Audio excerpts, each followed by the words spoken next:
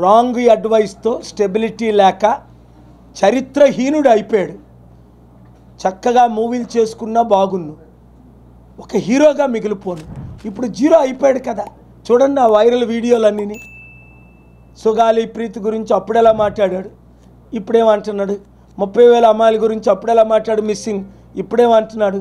చంద్రబాబు నాయుడు గారిని, లోకేష్ గారిని, మోదీ గారిని అప్పుడంత ఘోరంగా తిట్టడం ఊగిపోయి ఇప్పుడు పాదపూజ చేసేస్తున్నాడు. చిచి, అలాంటి బ్రతికినా వేస్టే అన్నాడు అపోస్తలుడైన పౌలు.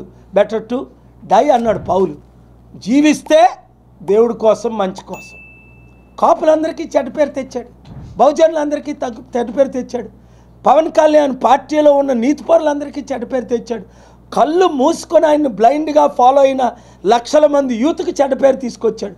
ఒక్క మంచి పని అయినా చేశాడో? వచ్చి చదవడం రాదు, మాట్లాడడం రాదు, కలవడం రాదు, నిలబడడం రాదు, నడవడం రాదు, కిందన పడుకున్నాడు చంద్రబాబు నాయుడు కొరకు.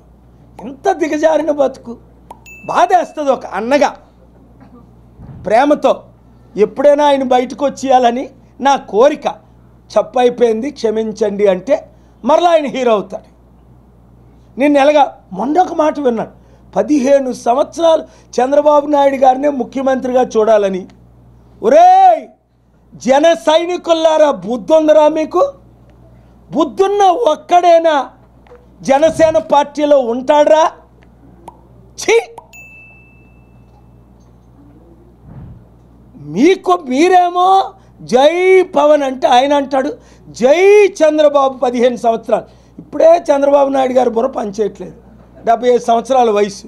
90 సంవత్సరాల్లో ఇంకేం పనిచేస్తుంది? పోనీ నీకు అంత లవ్ అఫైర్ ఉంటే, నీకు వైఫ్ ఉంది కదా, ఒక సీక్రెట్ లవ్ అఫైర్ ఉండాలి. కానీ పబ్లిక్గా నీ జన సైనికుల్ని ఇన్సల్ట్ చేస్తూ, నేను అంటూ నీకు రైటా కదా తమ్ముడు పవన్? కళ్ళు మూసుకో ఒకసారి, ఒక్క నిమిషం ప్రేయర్ చెయ్యి. ఈ 15 నిమిషాలు నేను నీ గురించి మాట్లాడింది విను. ఐఎమ్ ఏ హీరో అని బయటికి రా. అప్పుడు చూడు నీ బ్రతికెళ్ళమా. నువ్వు ఎలాగ బయటకు వస్తావు? మీ ఇద్దరికి ఎలాగ గొడవ అవుద్ది? ఎలక్షన్ ముందు వచ్చాయి.